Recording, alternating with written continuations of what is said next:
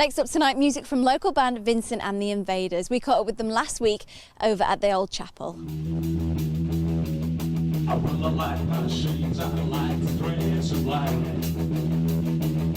Guys, let's talk about rock and roll. Who can tell me what that is? Originally, it's 50s music, but we're not sort of like a retro tribute band. You know, we still think this music is relevant, current, and because of the energy that we play with it. And you know, there's elements of sort of a punky edge to what we do as well. We all play other sorts of music as well, but we love this music because it's the sort of first music we loved. And there's no more exciting music going to see live than a great rock and roll or rockabilly band. Although you would say it's underground, it's not necessarily chart music. You know, there's plenty of bands selling plenty of albums doing rockabilly and R&B. I mean, we have elements of rhythm and blues in what we do.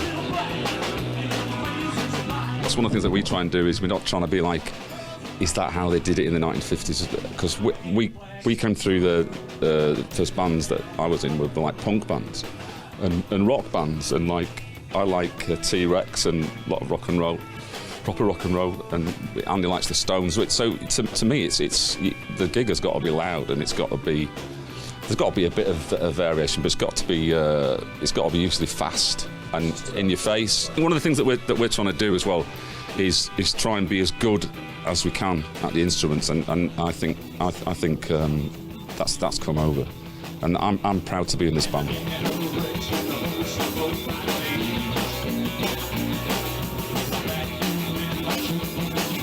And what's the state of rock and roll nowadays? Because I think that it's fair to say that you don't see much of it, at least not the way you guys sound, in the charts. Now, is the charts a fair indication of anything at all, or what is it? Because it seems to be something. We don't have the charts currently, I don't know. I mean, it's all downloaded. I mean, I don't know what's number one or what's selling, because is it album sales, or is it just... It's not on anymore, but what you used to do is you used to go out every week and see Top of the Pops and go out and buy like a record off the band that's on Top of the Pops, and that you sell.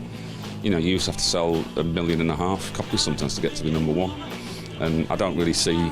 It's so diversified now. That's why I think there is a room for us doing this music. If all it was the stuff that was in the charts, like it used to be, there used to be stuff in the charts, and there used to be bands that could do albums, and that was it. So I think there's a market for what we're doing. You see, that is the other question. Are you trying to live rock and roll, or is it, you know, kippers for breakfast and a nice walk in the countryside, or is it smashing up hotel rooms? What is the actual story? Well, we've got day jobs, and it's a release. It's a great hobby to have, and it gets us away from the humdrum, if you like, of the day job.